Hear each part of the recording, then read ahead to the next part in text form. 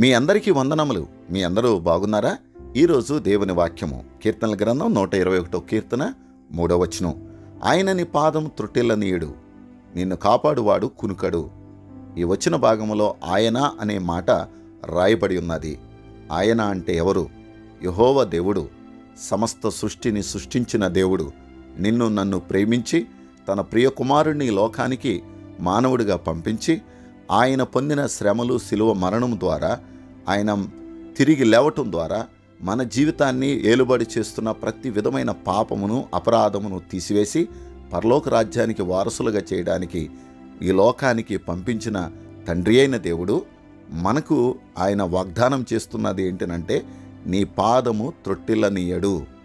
అవును, ఆయన మీద ఆధారపడే వారిని సాతానుడు ఏదో ఒక రకంగా శోధనలకు అప్పగించి ఆయన నుండి దూరం చేయాలని, విశ్వాసంలో త్రొట్టిల్లిపోవాలని సాతానుడు అనేక ప్రయత్నాలు చేస్తూ ఉంటాడు. అయితే మనల్ని సృష్టించిన సృష్టికర్త అయిన దేవుడు మనకు తోడుగా ఉండటాన్ని బట్టి మన యొక్క పాదములు త్రొట్టెల్లనీయకుండా ఆయన సన్నిధిలో ముందుకు సాగటానికి తన కృపనిస్తాడు.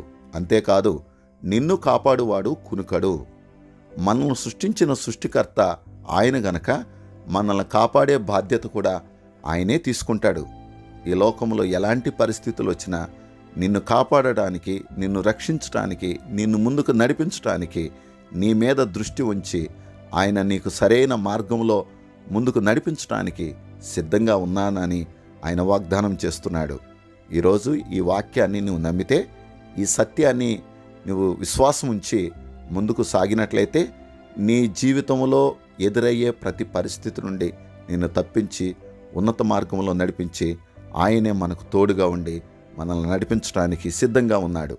ఆయన కృపలో నీవు ఉండాలని కోరుకుంటే ఈ క్షణమందే సంపూర్ణంగా ఆయన యందు విశ్వాసం ఉంచి ముందుకు సాగమని, ఆయన కాపుదలలో క్షేమంగా ఉంటావని, ఆశీర్వాదాలతో నింపబడతావని దేవుని సేవకుడిగా ఈ మాటలు తెలియజేస్తున్నా. దేవుడు మిమ్ములను దీవించునుగాక. ఆమెన్.